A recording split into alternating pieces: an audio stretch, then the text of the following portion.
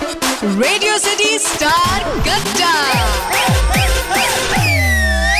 Radio सिटीच्या star कट्ट्यावरती आज आहे तो चेहरा ज्याला ऑनस्क्रीन पाहण्यासाठी आपण सगळेच खूप जास्त आतुर आहे. रातोरात स्टार होणं काय असतं ते रिंकू आणि आकाश यांनी खूप चांगल्या पद्धतीने एक्सपिरियन्स केलंय. पण त्याच्यानंतरचा प्रवास हा खरं तर आता खूप जास्त चॅलेंजिंग असणार आहे आणि त्याचाच आता दुसरा भाग तुम्हाला पाहायला मिळणार आहे. सैराट नंतर जिची आपण आतुरतेने वाट पाहत होतो ती आपल्याला पडद्यावरती दिसणार आहे कागर या चित्रपटातनं. आणि रिंकू, मला सगळ्यात पहिला प्रश्न तुला विचारायचा आहे की आत्ता तुझे एक्झाम्स आलेत, कसे गेले तुझे पेपर्स? मस्त गेले. मस्त गेलेत. ओके, आणि मला सांग की पेपरला जाताना आतापर्यंत एक वेगळं असायचं की आपण गेलो पेपर दिला, पण आता पेपरला जाताना तुला बॉडीगार्ड्स न्यावे लागले होते, टीचर्स लोकांना विशेष काळजी घ्यावी लागली होती, हे फिलिंग कसं होतं? काही वाईट वाटत होतं फक्त की आधी सारखं बिनधास्त नाही पेपरला जाता येते. मित्र मैत्रिणींबरोबर जे मी सायकलीवरती जायचे गप्पा गोष्टी करत, ते फक्त आता गरड्यात जावं लागतं एवढंच. ओके, मला सांग की खूप जास्त प्रेम प्रेक्षकांचं तुला मिळालंय. हे प्रेक्षकांचं प्रेम सगळ्या कलाकारांना हवंसं वाटतं, पण त्याचबरोबर कुठेतरी एक ना त्याचा एक डिसएडव्हान्टेज पण तुला सहन करावा लागला. काही सहन करावंच लागतं खरं तर, कारण त्यांच्या खूप अपेक्षा असतात आणि असं होतं की सगळ्यांबरोबर आपण नाही फोटो काढू शकत. तर त्यांना वाईट वाटत असेल तर खरं सॉरी, कारण ते नाही शक्य, पण इतकं प्रेम करतात ना ते भरभरून, ते बघून खूप आनंद होतो.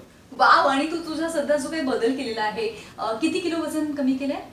मी 12 किलो. प्लीज मला 12 किलो वाढवायचंय. मग मी तिच्याकडे त्या वेगळ्या टिप्स घेईन. पण मला एक सांग, किती चित्रपटांना तू नकार दिला सैराट नंतर? नंबर मोजलाय कधी? मोजले नाहीत मी, पण बरेच आले.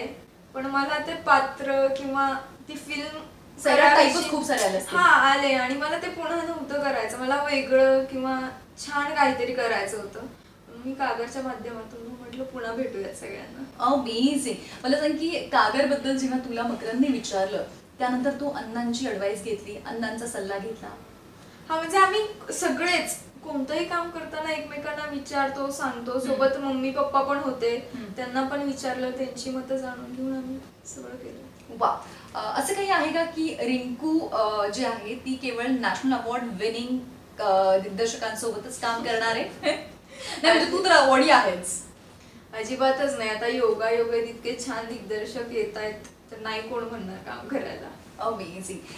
तुझ्या पहिल्या चित्रपटामध्ये कास्टिझम आणि प्रेम होतं, राईट? या चित्रपटामध्ये प्रेम आणि राजकारण दिसतंय, जो ट्रेलर पण नाही आलाय, टीझर आलाय. तर मला ऐकायला आवडेल तुझ्या या भूमिकेबद्दल. जेव्हा स्क्रिप्ट मकरंदने तुझ्याकडे दिली, तू कसा त्या स्क्रिप्टचा अभ्यास करते? मी खरं तर सरांना म्हटलं की तुम्ही वाचून दाखवा, कारण मी माझ्या दृष्टिकोनातून वाचणार किंवा ते मांडणार माझ्यासमोर, आणि सर त्यांच्या याच्यातून. तर मी ऐकली आणि मला ते कॅरेक्टर खूप आवडायला लागलं. राणी की तिला इतक्या वेगवेगळ्या छटा आहेत, तिचा जो अख्खा प्रवास आहे, मी मराठीत नाही पाहिली अशी फिल्म. तर म्हटलं आपण हे करूयात की एका उंबरट्यात राहणाऱ्या मुलीची उंबरट्या बाहेर जेव्हा ती पडते आणि तिला कागर फुटतो, पुन्हा नात्यांची इतकी छान गंमत आहे त्याच्यात जी हळूहळू उलगडत जाते. मी ठरवलं मग की आपण ही फिल्म करूया. वा. आता मला एक सांग की फिल्मबद्दल तर आपण बोलूयात, पण आता 12वीची परीक्षा दिली, तू आर्ट्स करते, राईट? सो कुठला पेपर सगळ्यात हार्ड गेला? गेला खूप असं काही नाही. अभ्यास किती वेळ केला होता? म्हणजे तू कशी आहेस? परीक्षा येण्याच्या आधी 8 दिवस अभ्यास करणारी आहे की वर्षभर थोडा थोडा करत होतेस? नाही, वर्षभर थोडा थोडा मी करतच होते, कारण दिवाळीच्या अगोदर काही नव्हतं माझं. तर तेव्हा मी ठरवलं की आपण करून घेऊयात अभ्यास, पुन्हा काम सुरू होईल. नंतर मग मी ते वाचत राहायचे सतत, आणि पेपरच्या आदल्या दिवशी तर करावंच लागतं. मग 1-2दा वाचून काढायचं आणि गेले पेपर. कुठला हार्ड गेला? हार्ड असे काही नाही, असं सगळ्याच पेपरला असं वाटतं की नाही हा अवघड गेला, आणि घरी गेलं पण रिंकू आर्ची तिकडे पेपर देतीये, त्यामुळे मग सरांनी काही थोडा जास्त वेळ दिला होता का? अजिबात नाही, खूप स्ट्रिक्ट केलेलं. तर सर तुझे फॅन असेल ते म्हटले असतील नाही, म्हणजे असं व्हायचं पेपर लिहिताना ते इतके असेच शिक्षक किंवा स्क्वॉड येतात, ते अवतीभोवती फिरायचे, तर दडपण यायचं असं की सगळे येत आहेत, किंवा एखाद्या प्रश्नाचं उत्तर जरी नाही आलं तरी आपण असा विचार करतो. तर मला असं वाटायचं नको विचार करायला, आपण पुढचं लिहित जाऊ तोपर्यंत. मदत नाही कुठे. स्क्वॉडनी सेल्फी घेतला की नाही तुझ्यासोबत? नाही, शाळेत मोबाईलच अलाउड नाही. ओके, मला सांग की जे तुझ्यासोबतचे आलेले तिकडचे मित्रमैत्रिणी असतील त्यांना सेल्फी घेण्याचा मोह बाहेर आल्यानंतर ऑटोग्राफ काहीतरी? हा होता, ते म्हणाले मला, पण मी म्हणाले की नाही, एकाला दिलं तर सगळ्यांना द्यावी लागते, त्याच्यामुळे कुणालाच नाही. आपण एका वर्गात बसतोय, गप्पा मारूयात वगैरे, पण फोटो वगैरे शाळेत नव्हते. आम्ही पण देखील गप्पा मारण्याचा इथे आज योग आलाय, कारण कागर हा चित्रपट तुझा येतोय 26 एप्रिलला, राईट? हो. आणि मला सांग की कागर या सिनेमाचं अख्खं शूटिंग जे आहे ते अकलूज मध्ये झालंय. खूप लकी आहेस तू की तुला रिअल लोकेशन वरती शूट करायला मिळतंय, राईट? पहिलाही चित्रपट आणि आताही अकलूजच्या बाबतीत.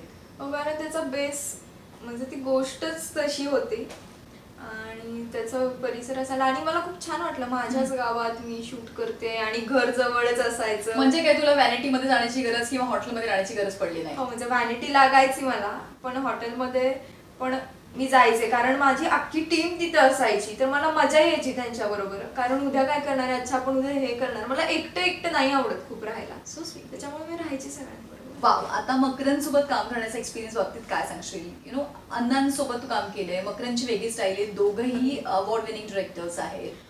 खूप मजा आली सरांबरोबर पण काम करताना. ते एखादी गोष्ट जी त्याची ऑब्झर्व केली?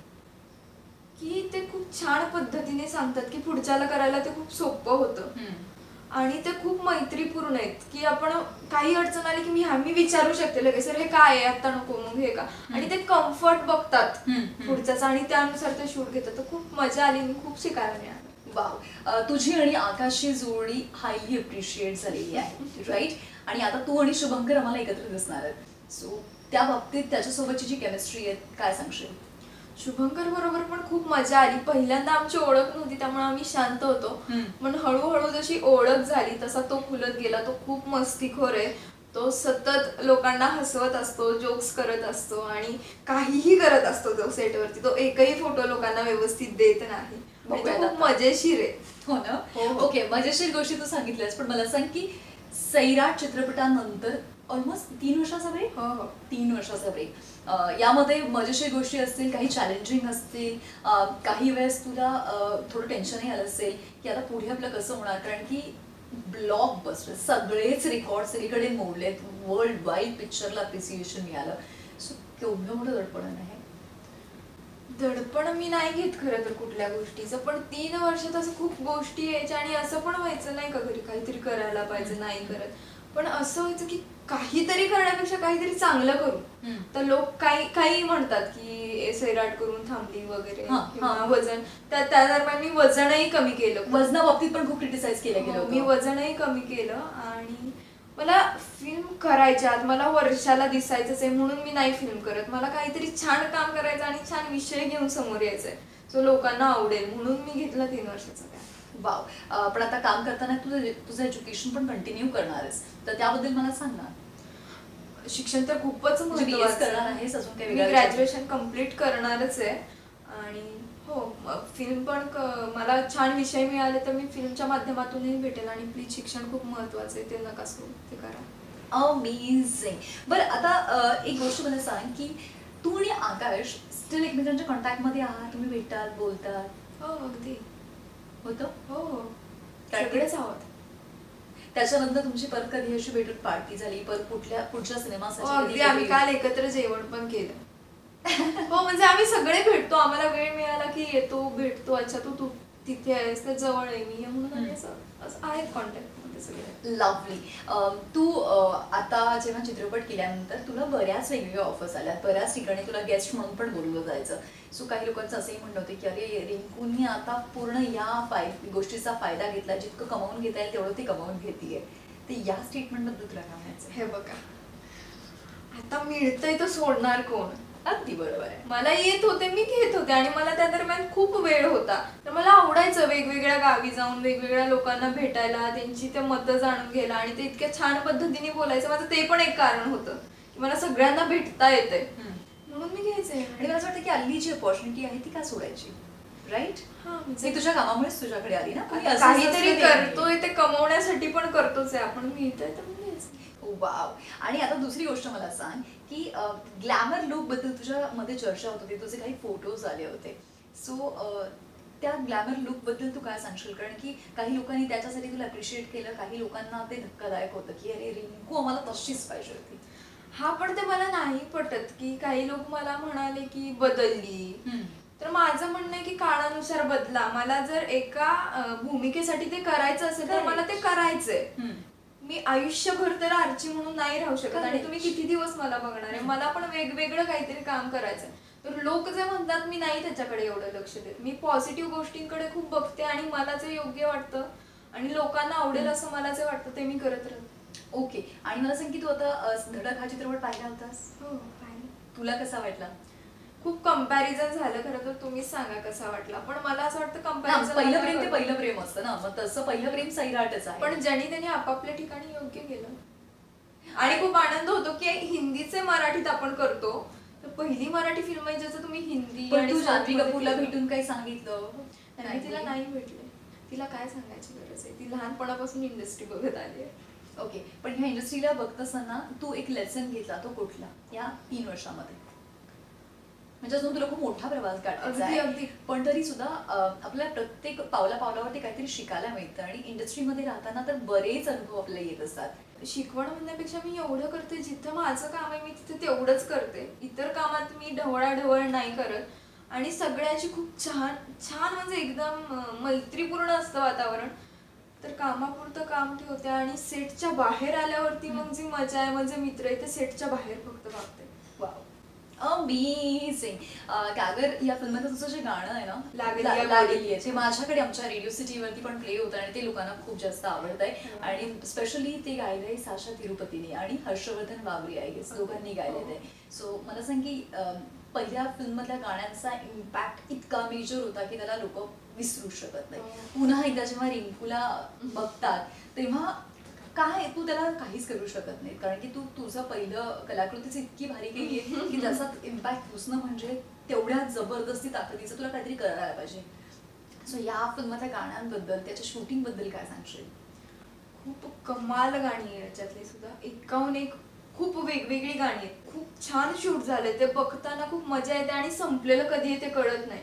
तर याचं ते गाणे मला वाटतं काढतील ते आणि मला नक्की गॅरंटी की हे प्रत्येक मिरवणुकीत लग्नात हे गाणं वाजणार. ओ वाव, अमेझिंग. पण मला सांग की या फिल्ममध्ये ना एका टप्प्यानंतर तू राजकारणात वळताना दिसतीये आणि सध्या आपण पाहिलं तर इलेक्शनचा माहोल आहे. रिंकूचं काय मत आहे? तू तुझं वोट केलंय फर्स्ट टाइमचं? मला आणखी मतदानाचा अधिकार नाहीये. तू किती वर्षांची? मी आता 17. मला 18 पूर्ण व्हायचंय. ओके. त्याच्यानंतर पण त्याच्या आधीच ती राजकारणात आली आहे बघ. हा, रिंकू नाही, राणी आली राजकारणात. आणि मतदान करा. पण मतदान करणं खूप महत्वाचं आहे आणि तो आपला हक्क आहे, तर केलं पाहिजे. Thank you so much and wish all the very best. खूप खूप शुभेच्छा. जितकं यश तुझ्या पहिल्या चित्रपटाला मिळालं तेवढंच आणि त्याहीपेक्षा जास्त यश या चित्रपटाला मिळावं हीच इच्छा आहे आणि छान काहीतरी कॉन्टेंट आम्हाला पाहायला मिळावं आणि त्यासोबत मनोरंजन देखील. Thank you. Thank you. Bye. Radio City.